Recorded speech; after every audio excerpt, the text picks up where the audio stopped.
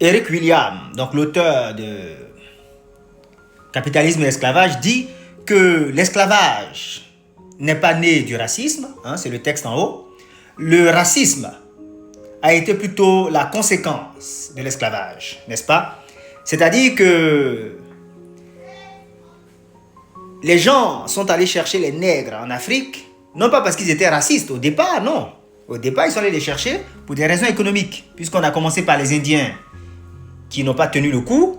Ensuite, on est passé aux émigrants européens qu'on kidnappait parfois et qu'on entassait toujours dans les cales de bateaux.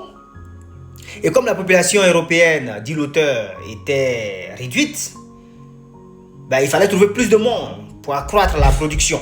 Donc on est allé chercher les Africains, les nègres, qui étaient nombreux. Et en plus, qui travaillaient dur. Hein? Les Espagnols ont découvert que un Africain valait 4 Indiens en termes de force de travail.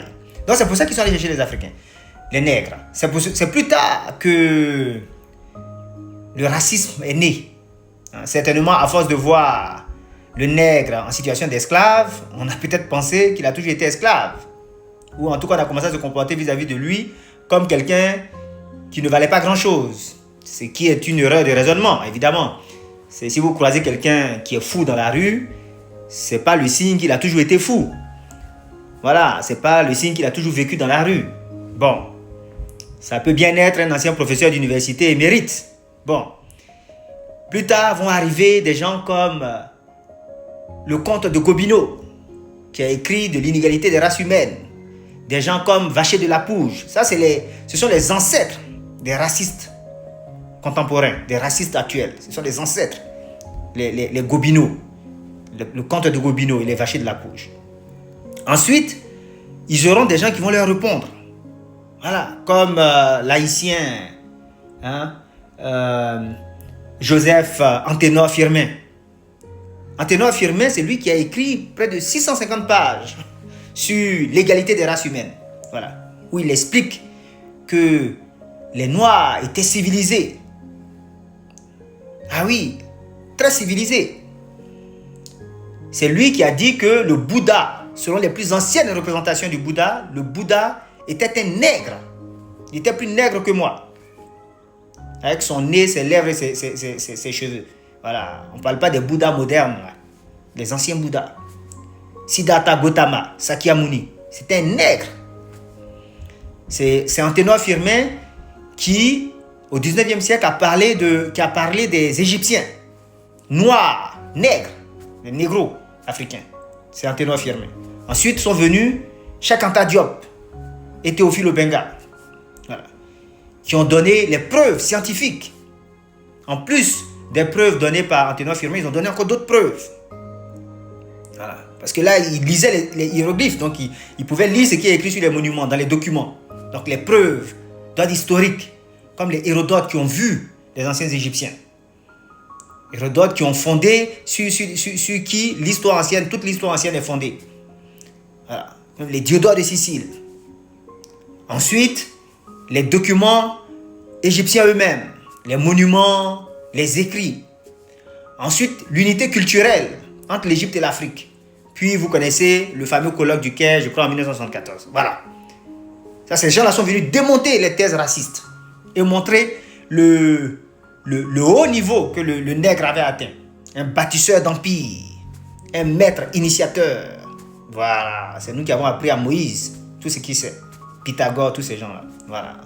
Donc, sont venus ensuite les Anténor Firmin, puis les Cheikh Anta Diop.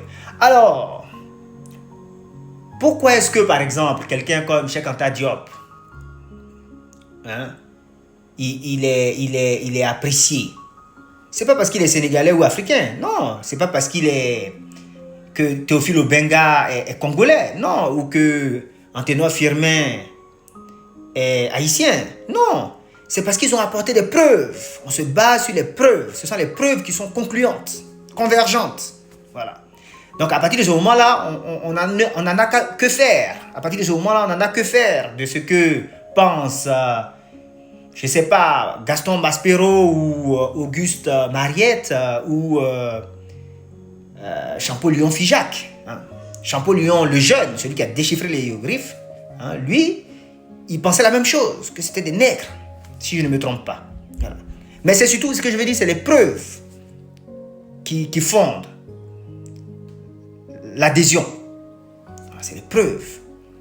Et donc ceux-là, ils sont venus, hein, les Cheikh Anta Diop, les Anténor Firmin, puis Cheikh Anta Diop et Théophile Obenga, ces gens-là sont venus détruire les thèses des gens qui avaient falsifié quelque part les faits. Hein. Parce que l'esclavage arabo-musulman et l'esclavage occidental judéo-chrétien, hein, vous savez, l'esclavage transsaharien dès le 7e siècle. Hein.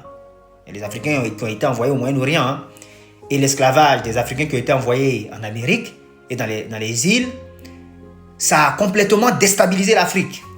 Voilà, ça a déstabilisé l'Afrique, ça a désorganisé l'Afrique. Et donc l'Africain s'est retrouvé dans une situation où évidemment il ne faisait pas beau à voir. Donc les gens voyant ça, ils ont pensé qu'on était toujours comme ça. Il y a même des Africains qui ont du mal à croire que leurs ancêtres avaient des empires et construisaient des pyramides. Ils ont du mal à croire. Donc tant que la vérité ne vient pas d'un savant occidental, ils ont du mal à croire. Ils sont encore complexés. Ou alors ils n'arrivent pas à croire qu'on peut chuter de son piédestal. Si, on peut chuter de son piédestal. Hein? Le Portugal, aujourd'hui, beaucoup de Portugais vont en Angola pour chercher du boulot. Voilà, c'est un renversement de l'histoire. Voilà, le Portugal était une puissance. Voilà. Donc on peut être très intelligent, très riche et puis devenir fou et pauvre. Voilà. Donc, l'esclavage n'est pas né du racisme. Le racisme est plutôt une conséquence de l'esclavage.